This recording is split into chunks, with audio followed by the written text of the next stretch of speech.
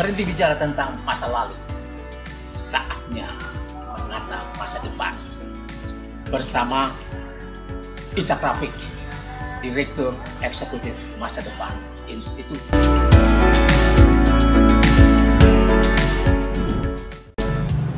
Assalamualaikum warahmatullahi wabarakatuh. Saudara-saudara sekalian, Anda bersama Ishak Rafiq, Direktur Eksekutif Masa Depan Institut. Panjangnya Institut Masa Depan Indonesia. Yang akan kita bahas kali ini sangat menarik, yaitu utang luar negeri Indonesia. Banyak orang merasa ini bukan masalah, dan negara-negara besar pun punya utang yang besar. Amerika, Jepang, dan lain sebagainya punya utang. Ini cara berpikir inlander.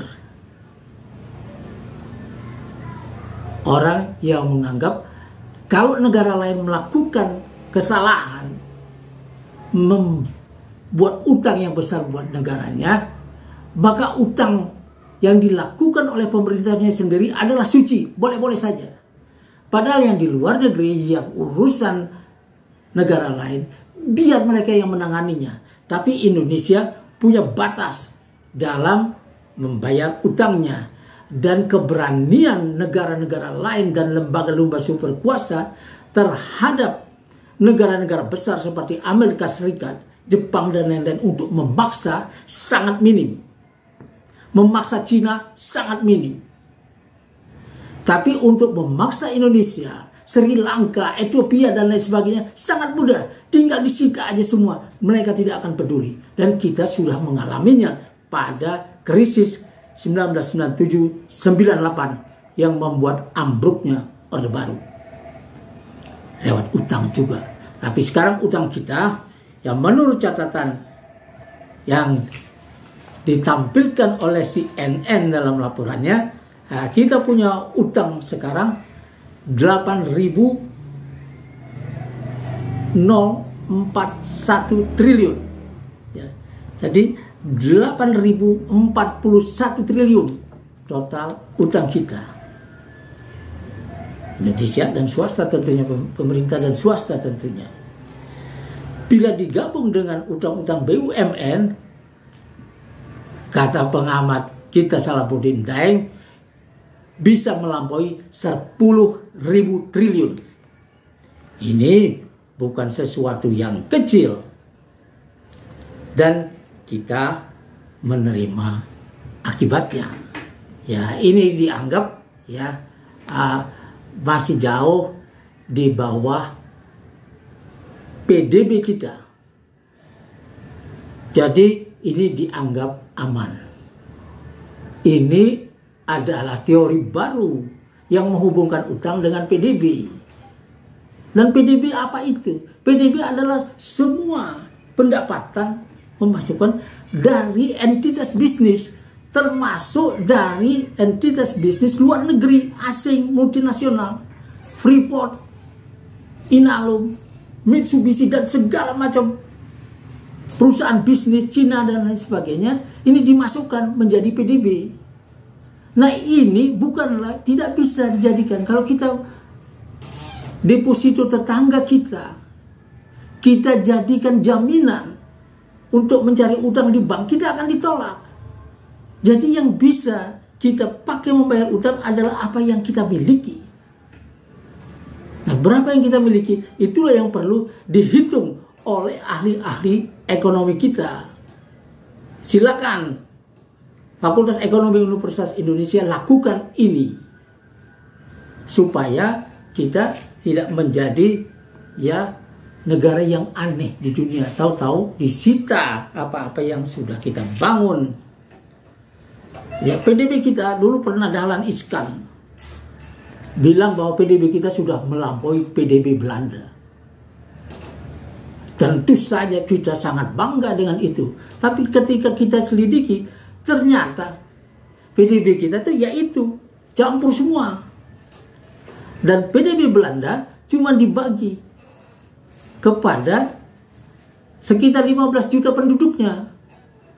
Sedangkan PDB kita itu yang cuma sedikit melampaui Belanda itu, ya, harus dibagi dengan 272 juta rakyat Indonesia.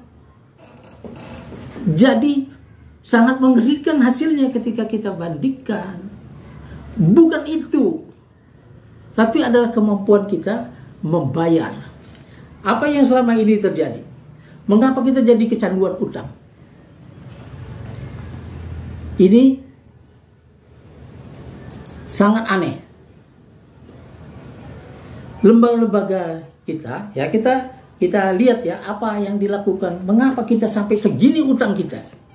Ya, kita kecanduan utang, kata banyak pengamat. Mengapa? Karena kita sudah biasa, ya, sudah biasa membangun negara kita, memulai pemerintahan.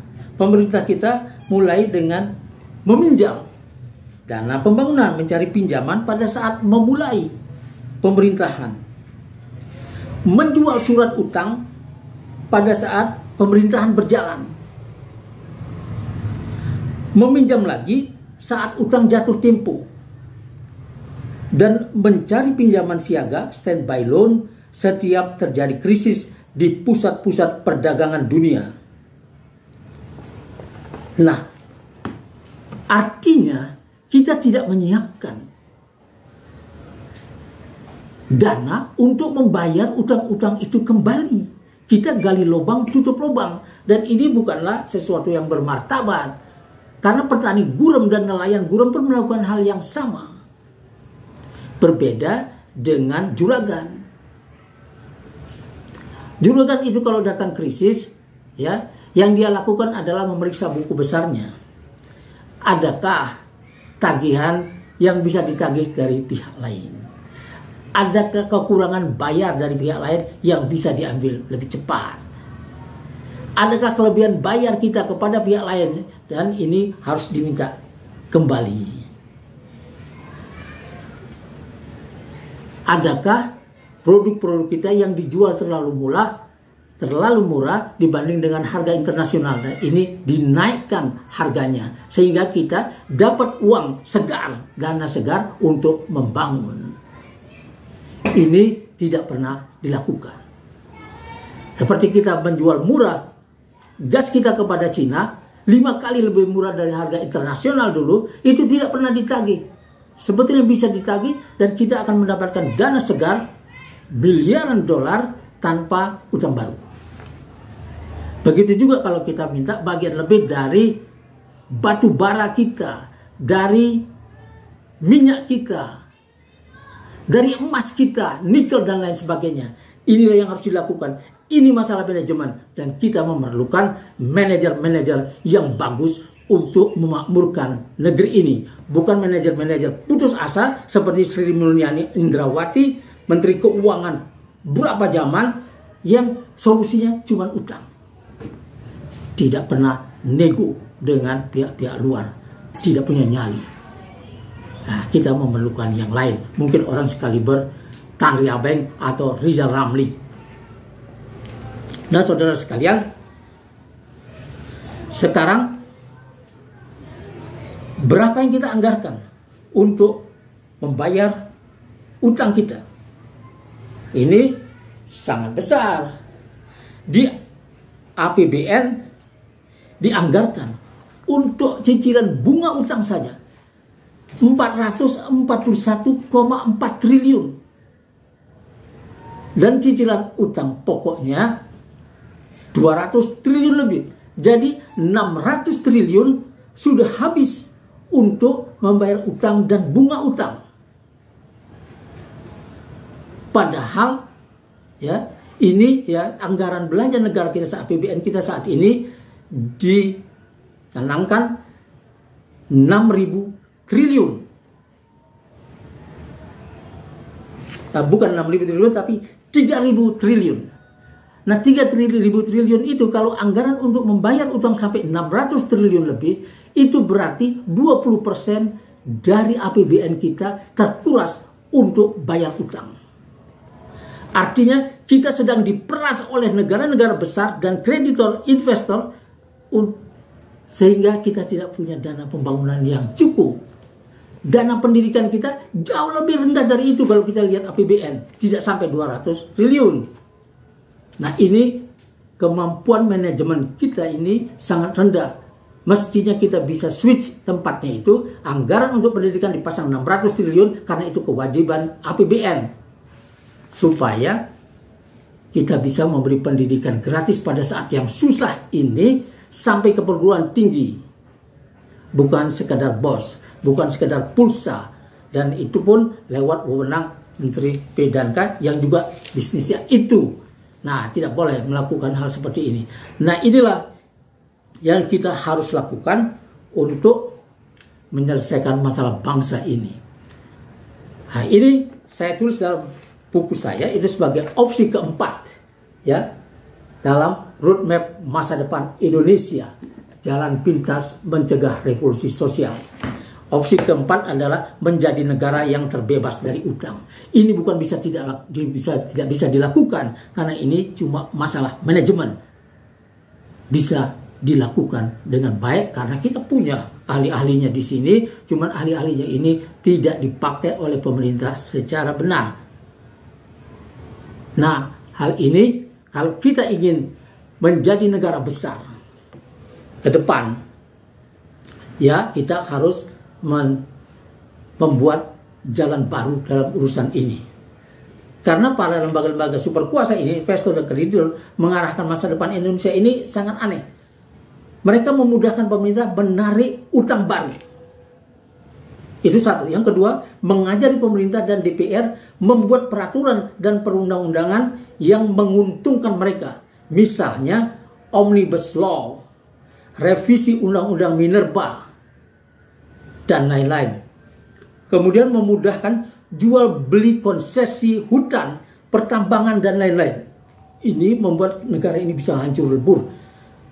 Kemudian mengarahkan pemerintah menjual surat utang dengan nominal berapapun dan dalam mata uang apapun. Tapi di sisi lain, mereka mempersulit kita mendapatkan bagian yang lebih besar daripada SDA kita, dari hutan kita, dari laut kita, dari minyak, dari mineral, dari nikel, aluminium, emas, dan lain sebagainya. Dan ini tidak boleh dibiarkan. Kita harus membuat jalan baru seperti yang saya tuliskan di sini. Ini adalah bagian dari trilogi jalan baru membangun Indonesia. Dengan demikian Indonesia akan terus ya kecanduan utang kalau caranya begini.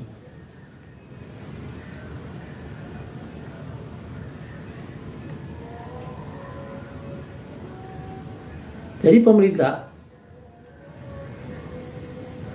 harus melakukan tindakan yang lebih komprehensif dalam urusan ini. Akan saya jelaskan pada pertemuan berikut. Wassalamualaikum warahmatullahi wabarakatuh.